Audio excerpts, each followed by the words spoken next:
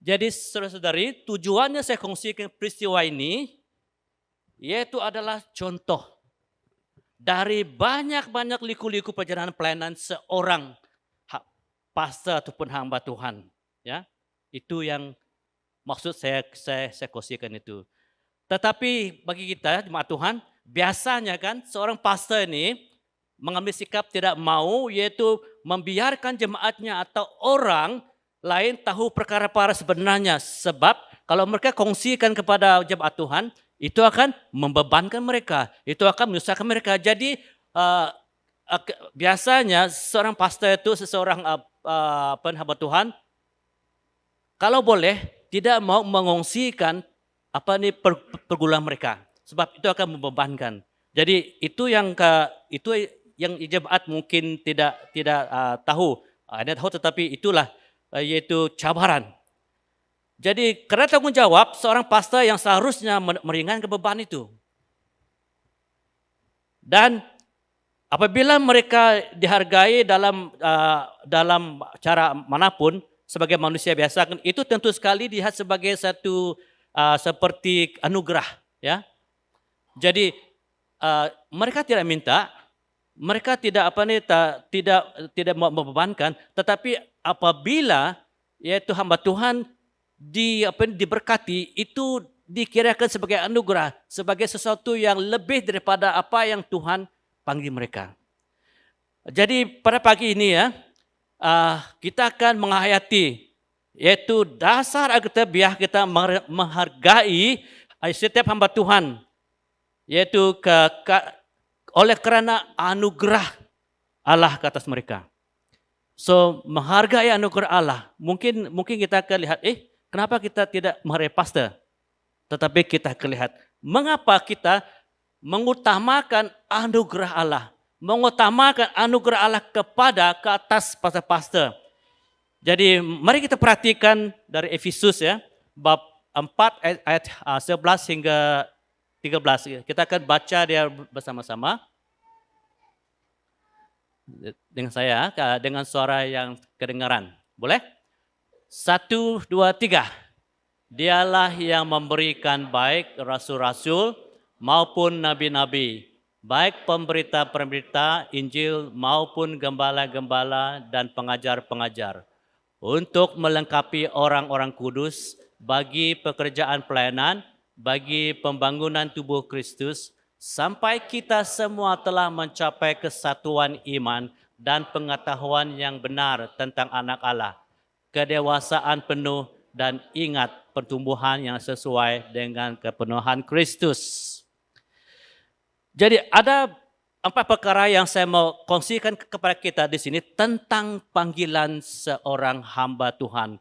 Jadi saya akan gunakan istilah hamba Tuhan ya. Artinya pekerja penuh masa, kalau dalam konteks BM itu pastor, penginjil, apapun, tetapi dia melayani sepenuh masa. Ya. Jadi mengikut ataupun dari teks atau dari pembahasan kita, yang pertama mengenai yaitu hamba Tuhan adalah yaitu tentang panggilannya. Mungkin kita akan kita tanya, apa bezanya panggilan dan juga panggilan kepada penuh masa dan panggilan untuk melayani, ya. Semua kita dipanggil untuk memberitakan Injil ataupun dipanggil untuk keselamatan, ya. Tetapi bagaimana dengan pastor-pastor ataupun dengan hambanya? Dalam ayat 11 tadi mengatakan yaitu bahwa dialah yang memberikan. Jelas kan? Jadi yang memanggil dan mengutus setiap hamba Tuhan ke dalam ladang Tuhan adalah Tuhan punya ladang, yaitu Allah sendiri. Itu yang ditekan di sini. Dan contohnya ke-12 murid Yesus. Bagaimana mereka menjadi murid Yesus? Bagaimana mereka menjadi murid Yesus sepenuh masa? Dipanggil Yesus sendiri. Dan ada, kalau kita lihat kan, ada pula orang yang telah disembuh, orang yang telah dibebaskan dari kerasukan, kita lihat ya, yang mengalami mujizat, ya, mereka katakan, Tuhan saya mau ikut kamu. Yesus, Tuhan saya mau ikut kamu. Tetapi apa Yesus katakan? Seperti apa yang dia katakan kepada orang yang telah dibebaskan kerasukan itu. Dia katakan, pergi dulu, tunjukkan diri kamu yang kamu telah sembuh, pergi ke imam-imam. Dan pergi ke keluargamu. Jadi, perbezaannya di antara yang dipanggil Tuhan dan yang mau melayani Tuhan adalah, yaitu kalau yang dipanggil Tuhan itu Tuhan sendiri yang memanggil kamu, bukan kamu yang beria-ia mau menjadi tidak. Maksudnya, oke? Sebab itulah hanya melalui pilihan Allah Bapa sajalah seorang layak menjadi hambanya. Right. Ini dari firman Tuhan, ya. Jadi panggilan ke dalam ladang Allah Bapa adalah oleh Dia sendiri. Hanya melalui pilihan Allah lah sajalah seorang layak menjadi hambanya. Jadi tidak dapat dinafikan, ada segelintir. Oke, orang mungkin tidak mendapat panggilan, tetapi dia terjun dalam pelayanan oleh karena dia merasa berhutang budi kepada Yesus. Dia merasa karena sebab Allah begitu baik, jadi saya akan membalas kebaikan Dia. Saudara-saudari, kita tidak dapat membalas kebaikan Tuhan. Jangan kita coba membalas kebaikan Tuhan, sebab kebaikan kita sendiri kecil tidak mencukupi. Tetapi kita menerima kebaikan Tuhan. Kita menerima yaitu panggilan Tuhan. Jadi itu sebabnya apabila Tuhan memanggil kita, kita tidak bergumul dan kita tidak berpikir hal lain. Sebab contohnya murid-murid Yesus semuanya terpaksa meninggalkan apa yang mereka miliki, ya. Dan itu adalah sesuatu yang tidak biasa, tetapi oleh Tuhan lah yang memanggil mereka. Yang kedua, dan dia dipanggil karena anugerahnya sendiri, bukan karena kita yang memilih dia. Dan yaitu perkara yang kedua mengenai hamba Tuhan adalah tentang pelayanannya. Tuhan memanggil dia, tetapi bagaimana pelayanan dia? Dikatakan dalam ayat sebelah juga, baik rasul-rasul maupun nabi-nabi, baik pemberita Injil maupun penggembala-gembala dan pengajar-pengajar. Saudara-saudari, konteks atau jenis panggilan sebagai rasul, ya, maupun nabi, baik pemberita Injil maupun gembala-gembala dan pengajar adalah sebenarnya ini adalah pelayanan di dalam gereja awal dulu. Sebab masa itu kan itu saja gereja bermula. Jadi semua pelayanan ini semua perlu, ya. Contohnya pelayanan rasul perlu, sebab rasul adalah mereka yang murid Yesus, yang pernah melihat Yesus dan yang pernah yaitu dipanggil Yesus sendiri. Itulah disebut rasul. Tetapi sekarang nih saya pun kurang pasti atas dasar apa ada orang memanggil mereka sebagai rasul, ya. Jadi adakah mungkin rasul rasul siapa-siapa. Tetapi pada masa itu yaitu rasul dan nabi diperlukan sebab permulaan gereja perkembangan baru bermula, ya. Jadi dan juga semua ini yaitu pelayanan ini adalah untuk gereja lokal dan juga untuk global. Lokal dan global. Jadi berartinya bukan semestinya gereja itu kalau tidak ada semua jabatan pelayanan ini, berartinya gereja itu tidak sempurna ataupun tidak cukup, tidak. Ya. Jadi inilah, maka setiap panggilan, ya, memiliki pelayanan yang khusus di dalam tubuh Kristus. Ada yang ada yang penginjil. Kalau kita lihat seorang penginjil, kalau kamu beri dia pelayanan penginjilan, kamu jangan khawatir. Itu ada hati dia, beban dia dan juga karunia dia memang menginjil. Yang lain susah untuk menginjil, yang lain susah untuk bercakap, tentang Yesus, tentang kepada orang lain, kepada orang-orang yang mungkin orang tinggi dan orang mungkin gak susah, tapi bagi dia senang. Tetapi kadang-kadang seorang pelayan rumah saya itu mungkin pelayanannya adalah sebagai gembala. Dia akan tenang, dia akan bersabar, dan dia akan tidak merasa letih dengan bersama jemaat Tuhan. Tetapi kalau dia pergi ke dalam sebagai penginjil, memang sukar. Jadi berarti di sini Allah sendiri menentukan pelayanan dia, ya. Dan kita harus mengakui itu. Jadi berarti di sini dalam kata lain, yaitu seorang hamba Tuhan adalah utusan khas dari Allah kepada tubuh Kristus. Ini yang kita harus tahu. Apa yang saya tahu, yaitu semasa saya menjadi bendahari, sebab kita menghubungi dengan gereja-gereja, ya. Ada yang mengatakan bahwa, pastor ini adalah milik kami. Kenapa? Sebab kami yang bayar dia, mereka katakan. Sampai begitu kita melihat panggilan Tuhan.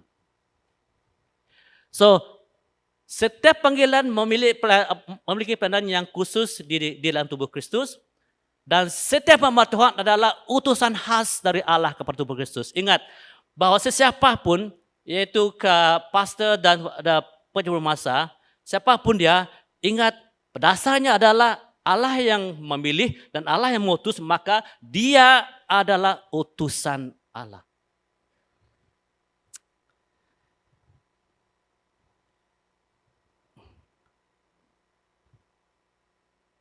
Dia bukan menjadi hamba, ataupun dia sebenarnya kalau dia menjadi utusan BM itu kedua. Tetapi dia adalah utusan Allah melalui BM, melalui gereja ini, melalui gereja itu. Jadi ini yang sebenarnya yang kita lihat di sini. Yang ketiga, ya ada 4 saja. Sudah lama saya khotbah ini. Yang ketiga yaitu tentang tanggung jawab utamanya. Ini yang berat, ini yang menakutkan, ini yang kita tidak paham, kita tahu semua. Yaitu seorang hamba Tuhan, ya, seorang hamba Tuhan harus tahu dan pasti tentang panggilannya ke ladang Tuhan, ya, dan dia harus jelas. Saya katakan, yaitu dia harus jelas dan akur bahwa tanggung jawab utamanya adalah melaksanakan apa yang diperlukan untuk tuan ladangnya, yaitu tidak tepat untuk menempat kemuhan sendiri. Arti di sini kan seorang pastor itu tanggung jawabnya adalah untuk melengkapi Tuhan, bukan untuk diri sendiri, bukan untuk keluarganya sebagainya. Jadi mungkin inilah bezanya di antara full time workers dengan kita yang melayani Tuhan di dalam gereja, sebab yaitu tanggung jawab itu diletakkan ke atas bahu kita dan kita bertanggung jawab bukan kepada ke jemaat, kepada ketua deacon, bertanggung jawab kepada Tuhan untuk melaksanakan ini.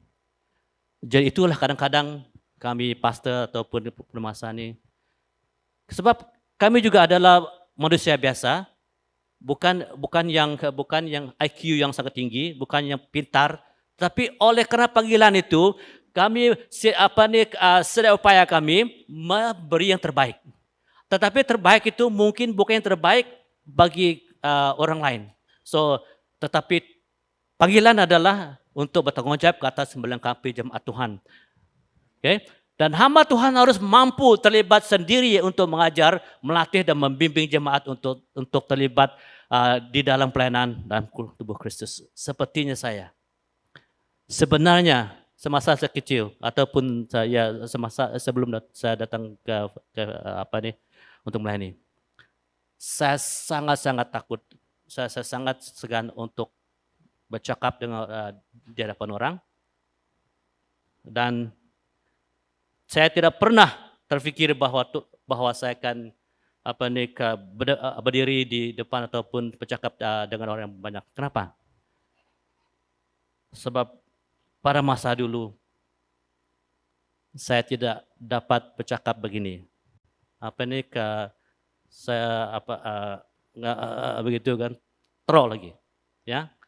Tetapi oleh karena panggilan Tuhan dan saya berikan itu kepada Tuhan, dan Tuhan memberikan saya sesuatu dorongan dan juga beri saya keupayaan, dan sehingga kan itulah yang menolong saya, ya. Mungkin saudara saya, John Juwing, dia adalah classmate saya. Jadi mungkin dia tahu bahwa saya ini memang pendiam dalam kelas. Tetapi selepas kelas tuh kami ini kira main juga lah. Tetapi di sini dikatakan bahwa tanggung jawab utamanya adalah untuk melengkapi orang-orang kudus bagi pekerjaan pelayanan, bagi pembangunan, yaitu tubuh Kristus.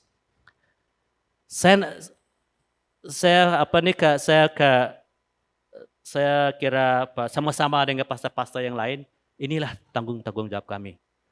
Ya, inilah beban kami. Dan inilah kadang-kadang pergumulan kami, yaitu melengkapi, ya. Jadi seorang hamba Tuhan diberi tanggung jawab untuk melengkapi jemaat Tuhan untuk melaksanakan pelayanan di dalam tubuh Kristus supaya tubuh Kristus dapat dibangun. Jadi cara anggota gereja dilengkapi dan dibangun adalah dengan mengajar, ya, melatih, ya, dan juga bekerja bersama-sama. Jadi betapa sukarnya kalau seorang pastor itu dia coba mengajar, tetapi jemaat Tuhan mungkin bukan semua, ada segelintir sebelum mendengar sudah mempunyai pikiran yang mungkin tidak setuju, pikiran yang mungkin membanding-bandingkan. Begitu berat bagi pastor-pastor sebab usaha mereka untuk mengajar, untuk melatih dengan apa yang mereka ada, tetapi dihalangi oleh sesuatu yang begitu. Jadi, walaupun begitu, pastor, pekerja berumah ataupun hamba Tuhan, tugas kita tidak lari, melengkapi dan melatih. Amin, pastor. Haleluya. Jadi, berarti di sini, kalau kita pastor ini, kalau kita merasa tidak cukup, kita berusahalah. Mampukan diri, oke, jangan banding dengan orang lain. Mampukan sebaik sedaya upaya supaya tanggung jawab ini dilaksanakan. Dan yang keempat, yang terakhir. Dalam semua hal itu, dalam semua menanggung ataupun melengkapi dan juga melatih jemaat Tuhan. Untuk apa? Untuk apa letih-letih? Untuk apa kadang-kadang marah ataupun di komen, dikritik oleh mungkin jemaat ataupun yang lain. Untuk apa?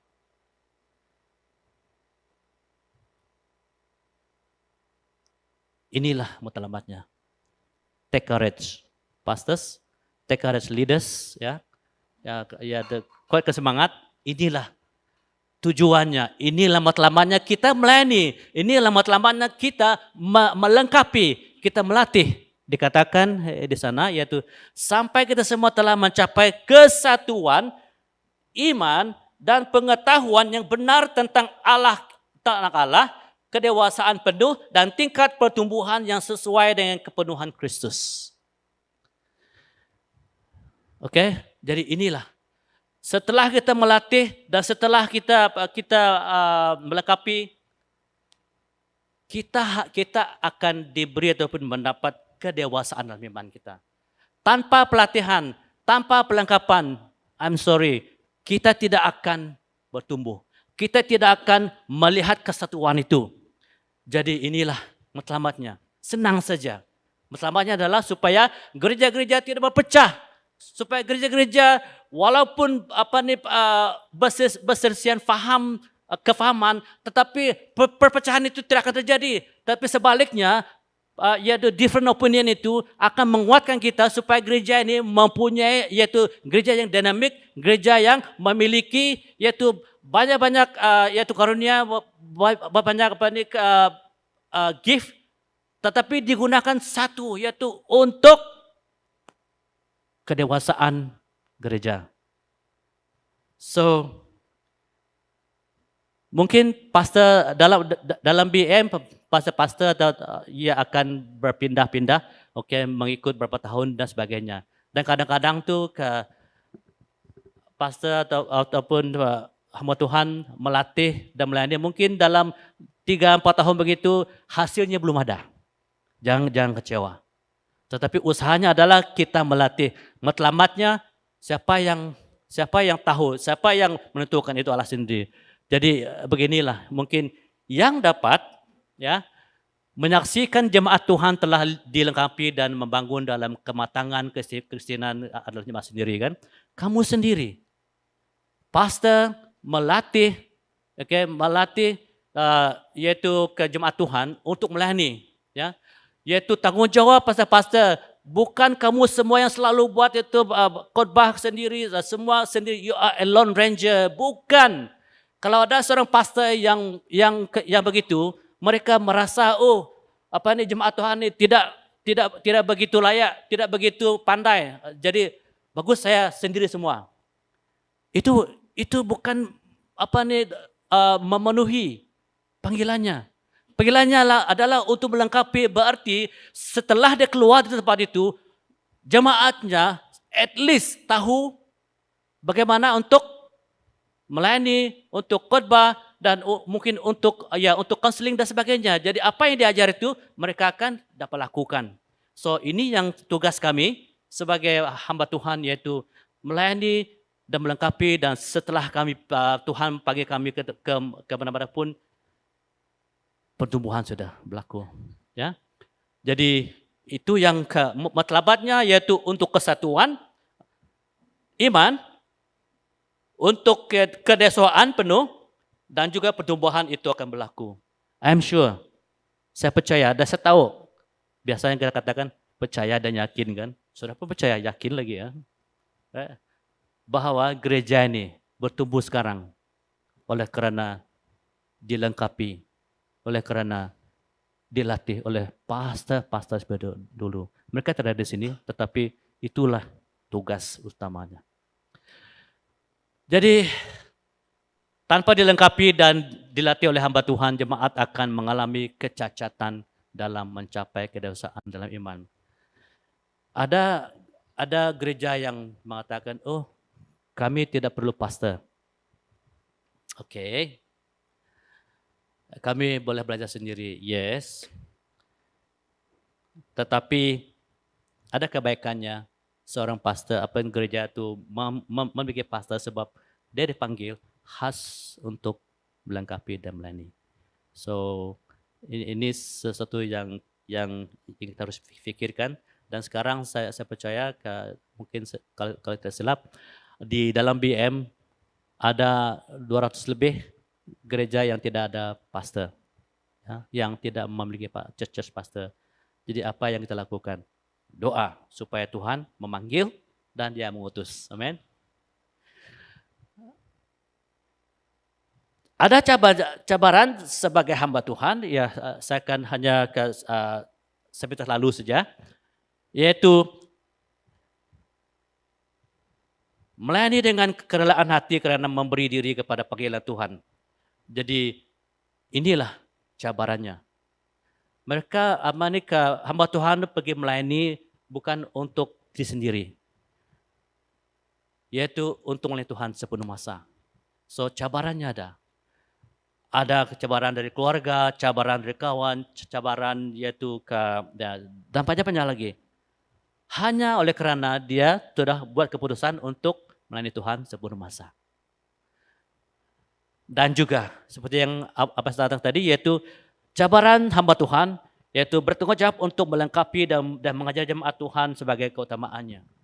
Dalam kelemahan dia, dalam kekurangan dia harus juga melengkapi. Dan kadang-kadang dia merasa mungkin tidak layak.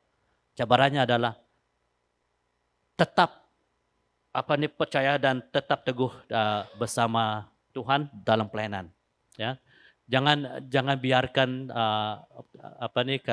kita lose heart. Ya, dan yang seterusnya yaitu cabarannya adalah untuk menyatukan jemaat untuk bekerjasama. Ya,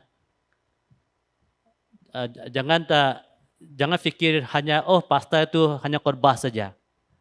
Hanya melayani saja. Tidak. Tujuannya juga menyatukan jemaat Tuhan. Sebab jemaat Tuhan adalah yaitu ke tubuh Kristus. Dan yang terakhir, mengutamakan orang lain daripada diri sendiri. Semasa saya melayani di Kuching, ya, memang ke satu ketika tidak masa saya rehat sebab ada kes-kes mungkin ke malam pukul 3, 4 suatu begitu kes contohnya kerasukan dan sebagainya itu jadi letih, tetapi keutamaannya adalah pelayan Tuhan. Jadi untuk kita seruan Paulus kepada jemaat yaitu sehubungan yaitu dengan hamba Tuhan ini adalah terdapat di dalam 1 Tesalonika bab 5 hingga ayat 12 hingga 13. Oke, saja kita bacanya sekali lagi bersama-sama. 1, 2, 3. Kami minta kepadamu saudara-saudara supaya kamu menghormati mereka yang bekerja keras di antara kamu, yang memimpin kamu dan Tuhan dan menegur kamu. Dan supaya kamu sungguh-sungguh menjunjung mereka dalam kasih kerana pekerjaan mereka, hiduplah selalu dalam damai seorang dengan yang lain. Jadi sehubungan dengan seorang Paulus ini, saudara-saudari jemaat Tuhan BM Mosjaya,